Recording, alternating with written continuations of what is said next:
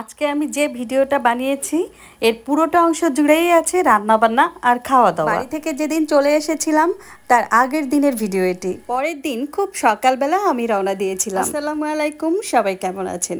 নতুন আরেকটি ভিডিও নিয়ে আপনাদের সামনে চলে এলাম। আমি যখন আমার নিজের বাসায় থাকি তখন সকালবেলা নুডলস, পাস্তা বা যে কোনো একটা কিছু খেলে আর সকালবেলা আমার কিছু খাওয়া হয় না। আমাদের বাড়িতে সকালবেলা নাস্তা হিসেবে ভাত তরকারিই খাওয়া হয়। এর আগে তুমি যাই খাও না কেন ভাত তরকারি রান্না করা হবেই। আমাদের বাড়িতে প্রতিটা দিন শুরু হয় চা দিয়ে, তার সাথে থাকে কিছু নাস্তা। বাড়ি থেকে চলে যাব, এই জন্য কি কি খাওয়ানো যায় সবাই সেটা নিয়ে খুবই ব্যস্ত।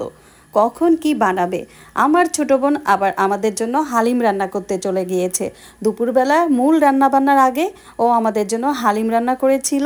এরপরে আমার আম্মুর নিজের খাঁচায় পালা একটা দেশি মোরগ রান্না করলো, এর সাথে রুটি বানিয়েছিল। আমাদের এলাকাতে দেশি মুরগির মাংসের সাথে চালের আটা রুটি থাকবে, আবার হাঁসের মাংস, গরুর মাংসের সাথেও চালের আটা রুটি বানিয়ে থাকে।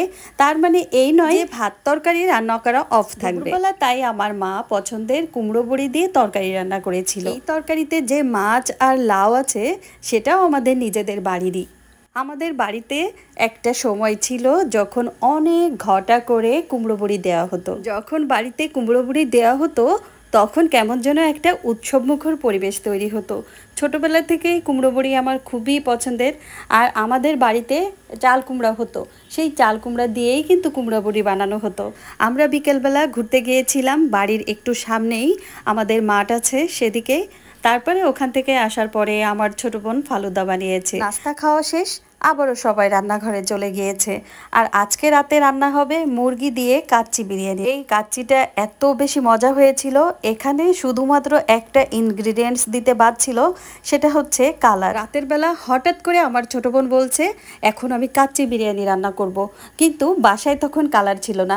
কি আর করার, যা ছিল তাই দিয়েই ও কাচ্চি বিরিয়ানি রান্না করলো। আমাদের 4 বোনের মধ্যে সবচেয়ে যে ছোট বোনটা, তার কথা বলে শেষ করা যাবে না। ইউনিভার্সিটিতে হলে থাকে, তার উপরে কত কঠিন একটা সাবজেক্ট নিয়ে পড়াশোনা করে, সেখানেও সে নিজের মতো করে রান্না করে খায়, আবার আঁকাআঁকি করে। এছাড়াও তার আরও নানান ধরনের কোয়ালিটি আছে। তারপরেও সে যখন বাড়িতে আসে আমার বাবা মাকে তো সে রান্না করে হেল্প করেই, তারপরেও আমার বাসায় আসলেও সে নানান ধরনের রান্না করে।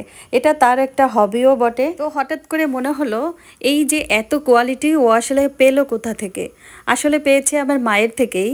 আমার মা এত গুণী একজন মানুষ, গ্রামে থেকে সে সন্তানদের সঠিকভাবে লালন পালন করেছে। কখনো কোনো সন্তানকে সে পড়ালেখায় ফাঁকি দিতে দেয়নি। এত কঠিনভাবে সে মানুষ করেছে সেটা বলে বোঝাতে পারবো না।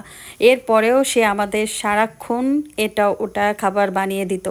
কখনো মনে হয়নি যে একটা খাবার বলেছি আর সেটা বানিয়ে দেয়নি। ভিডিও শেষ করব তার আগে আমি আমাদের পরিবারের কিছু হেটার্সদের উপলক্ষে বলতে চাই, আমরা কয়টা ভাই বোন শুধুমাত্র বাপ দাদার টাকা দিয়েই বড় হয়নি। এর সাথে ছিল আমাদের পরিশ্রম আর বাবা মায়ের প্রচেষ্টা। মানুষকে সম্মান করো, ভালো থাকো, সুস্থ থাকো।